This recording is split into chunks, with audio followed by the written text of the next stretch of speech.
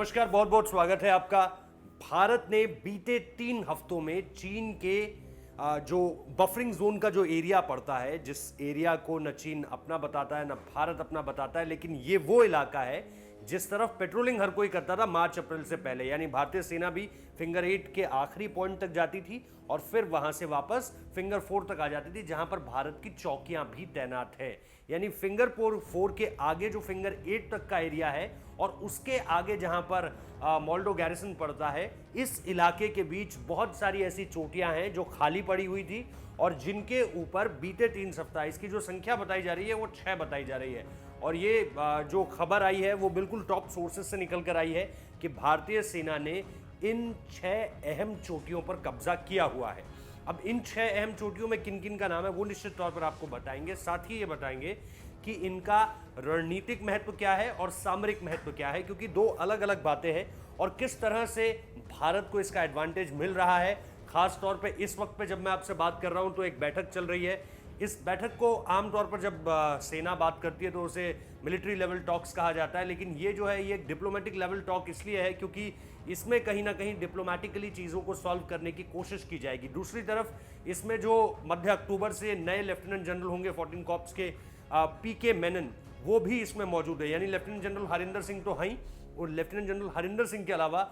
Lieutenant general पीके मेनन भी मौजूद हैं, जो कि अक्टूबर मिड से टेक ओवर कर सकते हैं, ऐसी अभी फिलहाल खबरें हैं। तो इसके साथ साथ दूसरी बात ये कि इन अहम 6 पॉइंट्स पर, जिसमें 3 अगर मैं आपको बहुत अहम पॉइंट्स बताऊं, क्योंकि अगर आप देखिए कि जो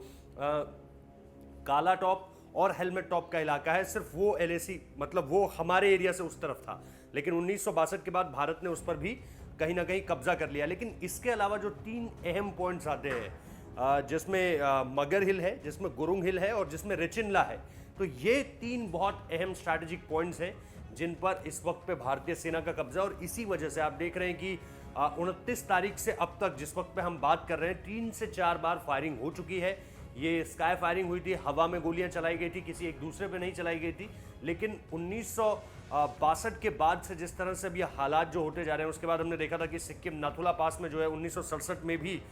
दोनों देश जो है वो टकराव की स्थिति में आए थे और भारत ने वहाँ पे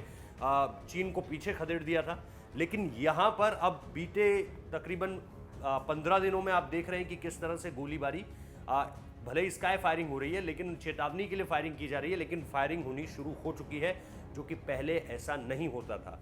तो ये चीन की बौखलाहट है जो कि तब सामने निकल कर आ रही है जब वो बार बार इन एरियाज पर, इन टेरिटरी पर ऑक्यूपाई इनको करने की कोशिश कर रहा है, लेकिन उसमें बार बार नाकाम हो रहा है। भारतीय सेना बार बार उसे खदेड़ रही है, लेकिन इसके बावजूद चीन मानने को तैयार नहीं है।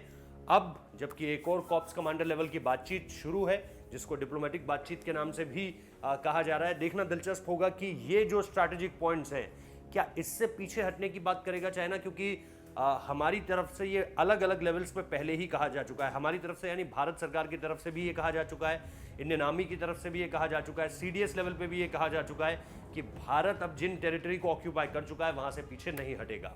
तो देखना दिलचस्प होगा कि इन स्ट्रैटेजिक पॉइंट्स की एडवांटेज भारत आखिर इस मीटिंग में किस तरह से उठाता है, क्योंकि यहां पर इन्हीं सब चीजों को लेकर बातचीत होने वाली है। लेकिन ये 6 अहम चोटियां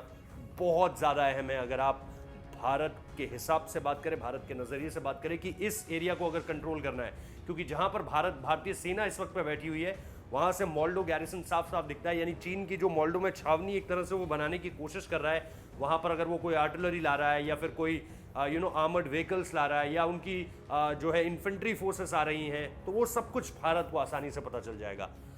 तो ये थी फिलहाल आज की बड़ी खबर। इस वीडियो को देखने के लिए बहुत बहुत शुक्रिया। लाइक कीजिए, शेयर कीजिए, सब्सक्राइब कीजिए और इसी तरह से हमें अपना प्यार देते रहिए। बहुत बहुत शुक्रिया, धन्यवाद।